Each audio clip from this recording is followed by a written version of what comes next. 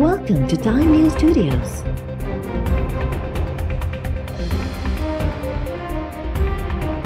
You are watching 4 PM Bulletin.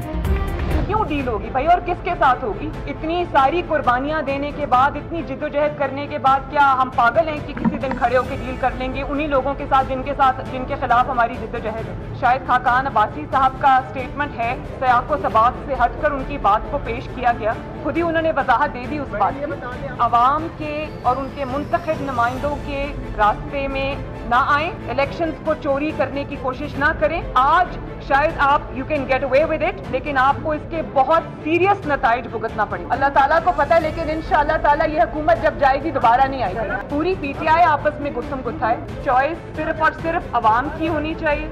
Establishment की choice कोई मायने नहीं रखती। इस्टेब्लिशमेंट की चॉइस जब इमरान खान की सूरत में कौम पर मुसल्लत की जाती है, उसका जो नतीजा है वो आज पूरी कौम ने देख लिया। छो डील थींदी ऐं कंहिं सां थींदी? असां चरिया आहियूं जो जिन ख़िलाफ़ जिदोजहद कई उन्हनि सां ई डील कयूं। अलाह खे ख़बर आहे त पीटीआई हुकूमत कॾहिं वेंदी, पर हुकूमत वई त वापसि न ईंदी। नून लीग जी नायब सदर मरियम नवाज़ चयो आहे त आज़ाद कश्मीर में शफ़ाफ़ चूंडूं थियूं त नवाज़ लीग ॻढ़ी अक्सरियत सां कामयाब थी वेंदी। वोट चोरीअ जी कोशिशि कई वई त इंतिहाई उबरा नतीजा भोगणा पवंदा। अवाम जी चॉइस हुजणु घुरिजे, इस्टेब्लिशमेंट जी चॉइस का बि माना नथी रखे। अवाम इमरान खान जी सूरत में इस्टेब्लिशमेंट जी चॉइस जा नतीजा भोगे चुको आहे। इस्लामाबाद में मीडिया सां ॻाल्हाईंदे मरियम नवाज़ चयो त स्वात में पीडीएम जे जलसे दौरान शहबाज शरीफ नवाज़ लीग जी नुमाइंदगी कई। नवाज़ लीग ऐं शरीफ ख़ानदान में के बि इख़्तिलाफ़ न आहिनि। शहबाज शरीफ बाबति शाहिद खाकान जे बयान खे टोड़े मरोड़े पेश कयो वियो। इसराइल बाबति सवाल जे जवाब में मरियम नवाज़ चयो त खेसि लॻी रहियो आहे त इसराइल खे तस्लीम करण जूं तयारियूं कयूं वियूं आहिनि।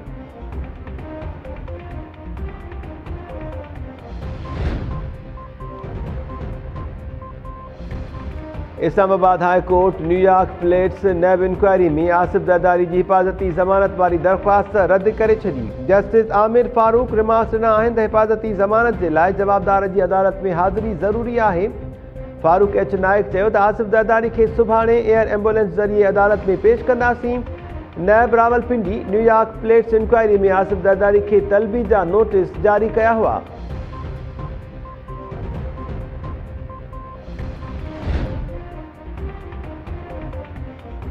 Peoples party MPa Sharjeel Memon खां रोशन सिंध प्रोग्राम करप्शन केस में 1 कलाक ताईं पुछा ॻाछा।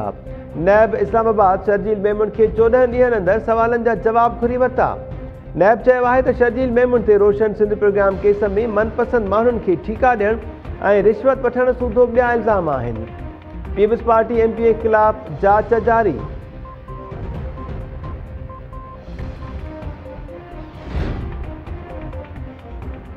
सिंध सरकार तरफ़ां दोदो भील जो केस विढ़ण ऐं संदसि घर भातियुनि खे थरकोल में नौकरी ॾियारण जो ऐलान।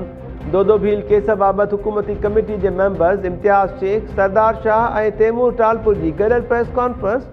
हुकूमती कमेटी चयो आहे त दोदो भील जे वारिसनि सां गॾु बीठल आहियूं। चोरीअ जो केस पंहिंजी जाइ ते, पर तशदुद खे कंहिं बि सूरत में क़बूल नथो करे सघिजे। दोदो भील जे वारिसनि खे 1 करोड़ ऐं ज़ख़्मी पहरियतनि खे 50 लख रुपया मुआवज़ो ॾिनो वेंदो।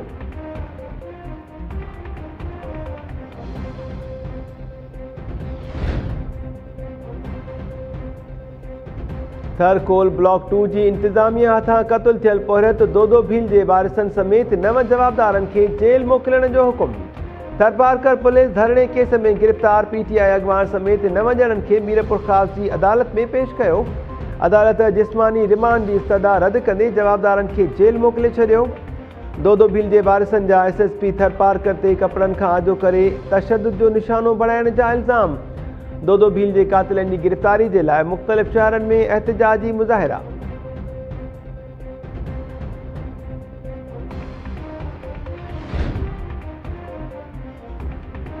सिंध सरकार मार्केट कमेटीअ जे रिटायर्ड मुलाज़िमनि खे पेंशन जारी करे छॾी। वॾे वज़ीर सैयद मुराद अली शाह सूधो काबीना मेंबर्स जूं 6 महीननि खां बंदि पियल पघारूं बि जारी करण जो हुकुम। Additional AG Sindh high court Sukkur bench में रिपोर्ट पेश कंदे ॼाणायो त पेंशन जे मद में 6 करोड़ रुपया जारी थिया आहिनि। अदालत पंहिंजे फ़ैसिले में चयो आहे त सिंध काबीना चीफ सेक्रेटरी ऐं सेक्रेटरी ज़राअत खे बि पघारूं जारी कयूं वञनि। अदालत रिटायर्ड मुलाज़िमनि खे पेंशन न मिलण ते सिंध काबीना जी पघार बंदि करण जो हुकुम ॾिनो हो।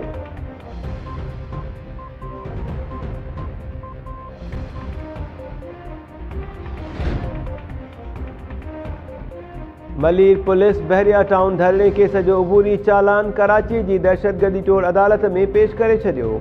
सिंध एक्शन कमेटी जी क़यादत सूधो 500 कारकुन हंगामनि मिल्कियतूं साड़ण ऐं भञडाह में मुलविस करार।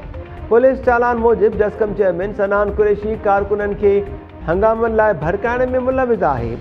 चालान में डॉक्टर कादिर मक्सी, जलाल महमूद शाह ऐं ख़ालिक जूणे जो सूधो सभई कॉमपरस्त कारकुन रूपोश करार। पुलिस सनान कुरैशी समेत गिरफ़्तार 165 कारकुननि खे दहशतगर्दी टोड़ अदालत में पेश न कयो। कॉमपरस्त कारकुननि जा वकील ऐं वारिस अदालत में इंतज़ार करण बाद वापसि हलिया विया। हैदराबाद जी दहशतगर्दी टोड़ अदालत बग़ावत केस में सिजावल वासी 5 कॉमपरस्त कारकुननि जी हिफ़ाज़ती ज़मानत में 14 ॾींहंनि जी वाध करे छॾी। अॻु भराई रिपोर्ट पेश न करण ते DSP सिजावल तलब।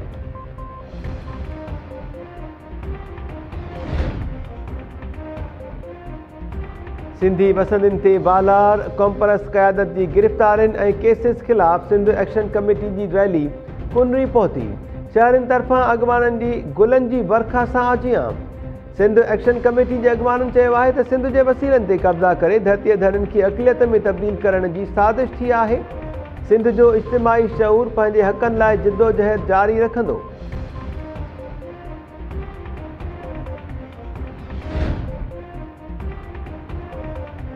बलोचिस्तान के वफ़ाक़ न पर सिंध हुकूमत मां मसलो आहे। सिंध हुकूमत बलोचिस्तान जूं ज़मीनूं बंजर करण में रुधल आहे। बलोचिस्तान हुकूमत जे तर्जुमान लियाकत शाहवानी जा पाणी मामले में सिंध सरकार मथां इल्ज़ाम। लियाकत शाहवानी चयो आहे त सिंध सरकार गुज़िरियल 20 सालनि खां बलोचिस्तान खे हिसे जो पूरो पाणी नथी ॾिए। हिन वक़्त बि बलोचिस्तान खे 24% खोट सां पाणी मिली रहियो आहे। इरसा बलोचिस्तान जे लाइ 14,000 क्यूसिक्स पाणी जारी कयो, पर सिंध मां रुगो 7,000 क्यूसिक्स पाणी बलोचिस्तान खे मिली रहियो आहे। 91 वारे मुआहिदे में बलोचिस्तान ऐं ख़ैबर पख्तूनख्वा खे खोट खां आजो करार ॾिनो वियो आहे। सिंध सरकार अञा ताईं उन खे मञण लाइ तयारु नाहे।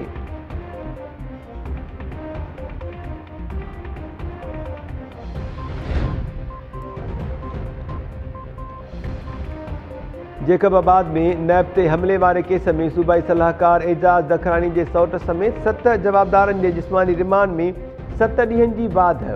जवाबदारनि तरफ़ां अदालत में पुलिस मथां वहशियाने तशद्दुद जो निशानो बणाइण जा इल्ज़ाम।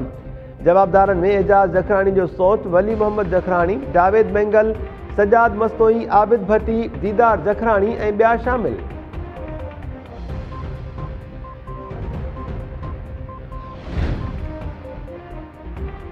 जाम साहब भरिसां नारी 2 ॿारनि समेत जमणाव केनाल में टपो ॾेई छॾियो। ॻोठ गुलाम मोहम्मद ॾहरी वासिन नारी सगीरा मासूम न्याणी ऐं पुट समेत केनाल में टपो ॾिनो। ज़ाल ऐं ॿारनि खे बचाइण जे लाइ पोहरत मोहम्मद बख्श ख़ासखेली बि केनाल में टपो ॾिनो।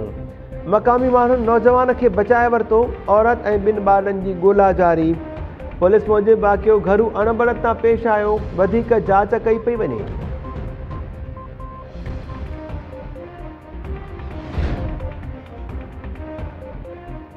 Peoples Party chairman Bilawal Bhutto Zardari चीनी सदर जी दावत ते आलमी सियासी पार्टी जे सरबराही इजलास में वीडियो लिंक ज़रिए शरीक थींदो। तर्जुमान मूजिबि बिलावल इजलास खे ख़िताब बि कंदो। इजलास में समूरी दुनिया जे 500 खां वधीक पार्टीज़ जा 10,000 सियासी अॻवान शिरकत कंदा।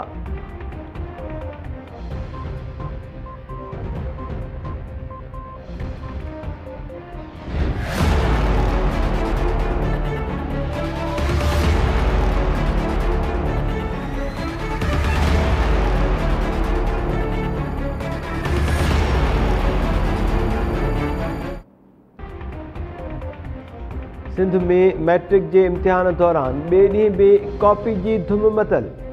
जेकबाबाद में पुलिस की मौजूदगी में शागिर्द टोला ठाहे कॉपी कंदा रहा। मुख़्तलिफ़ सेंटर्स से मोबाइल फोन्स जो भी सरेआम इस्तेमाल। लाड़कानो ऐं नवाबशाह में रियाज़ी के पेपर दौरान कॉपी की धुम मतल रही। ॾहरकीअ में परचो वक़्त खां अॻु आउट। तालीम खाते कॉपी की रोकथाम के लाइ के भी कदम न खयां।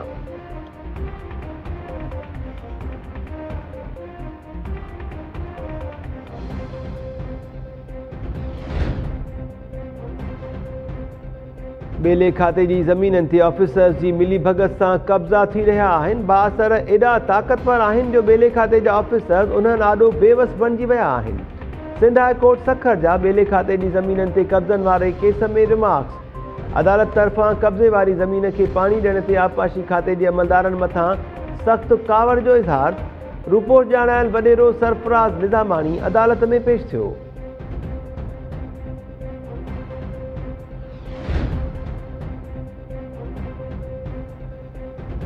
सिंध जे गवर्नर इमरान इस्माइल चयो आहे त सिंध सरकार सूबे में हेल्थ कार्ड्स विरहाइण अॻियां रंडक बणियल आहे।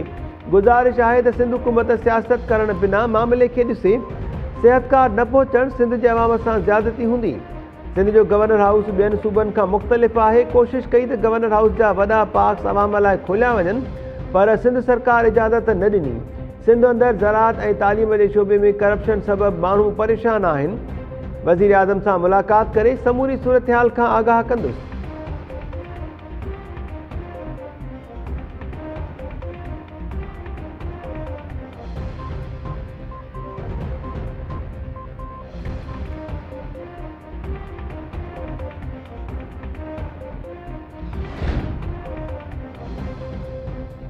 सरकारी मुलाज़मनि जे लाइ ख़ुशख़बरी। सिंध हुकूमत सरकारी मुलाज़मनि जी पघारनि में 20% वाध जो नोटिफिकेशन जारी करे छॾियो। ग्रेड 1 खां 22 ताईं जे कामोरनि ऐं मुलाज़मनि खे हलंदड़ महीने जी पघार में इज़ाफ़े सां गॾु अलाउंस बि मिलंदो।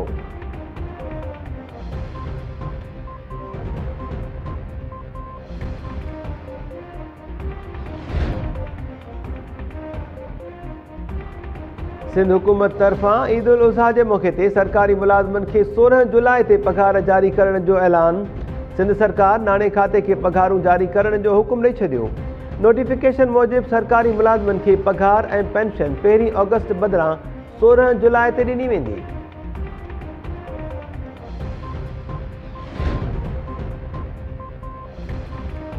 कंदकोट में 2 नारियुनि जो चइनि जवाबदारनि ते नशो ॾेई ज़्यादतीअ जो निशानो बणाइण जो इल्ज़ाम। मुतासिर नारियुनि वारिसनि सां गॾु प्रेस कॉन्फ्रेंस कंदे इल्ज़ाम हयो त चइनि जवाबदारनि महीनो अॻु खीर में नशो मिलाए ज़्यादतीअ जो निशानो बणायो। पुलिस मेडिकल चेकअप कराइण लाइ लेटर जारी न कयो। तर जे बासरनि जरगे ज़रिए मामिलो लहे मिटी करे छॾियो। ख़ौफ़ मां ॻोठु छॾिणो पियो, पर हाणे ॿीहर जवाबदार धमकाए रहिया आहिनि। तहफ़ुज़ ॾिनो वञे।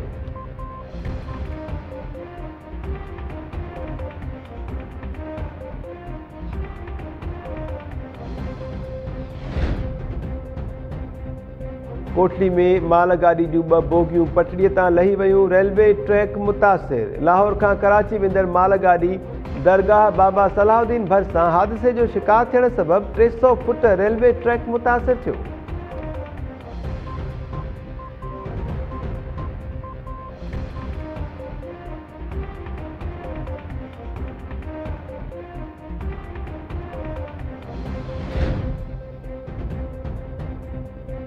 कश्मोर ऐं गुड्डू मां खीर विकिणंदड़ 2 वापारी मुबैना तौर अगवा। कश्मोर भरिसां पंजाब जे सरहदी इलाइक़े में पोहरत अब्दुल गफ़ार जट अगवा थी वियो। वारिसनि जो इंडस हाईवे ते धरणो। गुड्डू भरिसां बि हथियारबंद खीर जे वापारी अब्दुल हमीद डिघ खे अगवा करे विया। पुलिस पेरा खणी कचे ॾांहुं रवानी।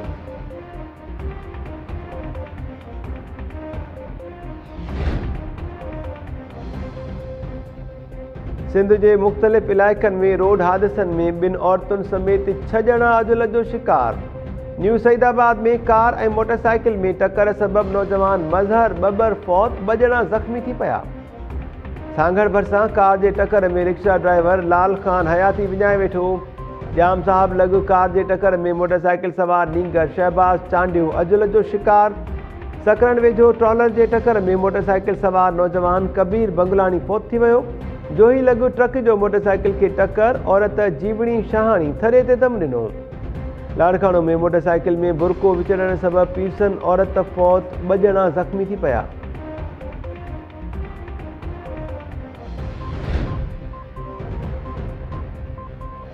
अफ़गानिस्तान मां अमेरिकी फ़ौज जी वापसीअ बैदि तालिबान 421 मां 200 खां वधीक ज़िलनि जो कंट्रोल संभालण जी दावा करे छॾी। 1000 खां वधीक अफ़गान सिक्योरिटी अहलकार ज़िंदगी बचाइण जे लाइ ताजिकिस्तान में दाख़िल थी विया। ताजिकिस्तान जे सदर तरफ़ां ताजिक सरहद जी हिफ़ाज़त जे लाइ 20,000 फ़ौजी मोकिलण जो हुकुम। अफ़गान हुकूमत हिकु भेरो ॿीहर अफ़गान तालिबान खे ॻाल्हियुनि जी दावत ॾेई छॾी। तालिबान तर्जुमान ज़बीउल्लाह मुजाहिद चयो आहे त जंग जे मैदान में मज़बूत पोज़ीशन बावजूदु तालिबान ॻाल्हियुनि लाइ संजीदा आहिनि। पाकिस्तान तोड़खम सरहद बंदि करे छॾी। शेख रशीद मूजिबि अॼु खां अफ़गानिस्तान मां ट्रांसपोर्ट तोड़े माण्हुनि जी अचु वञु बंदि हूंदी।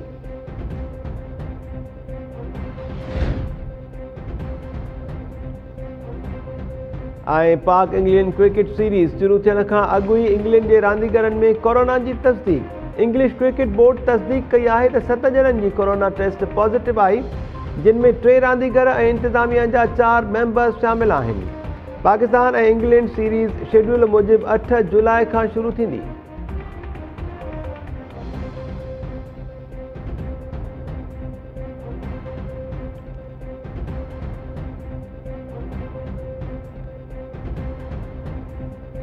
अस्सलाम वालेकुम नाज़रीन, टाइम न्यूज़ में अव्हांखे भली कार चऊं था। मां आहियां महताब अली नूर।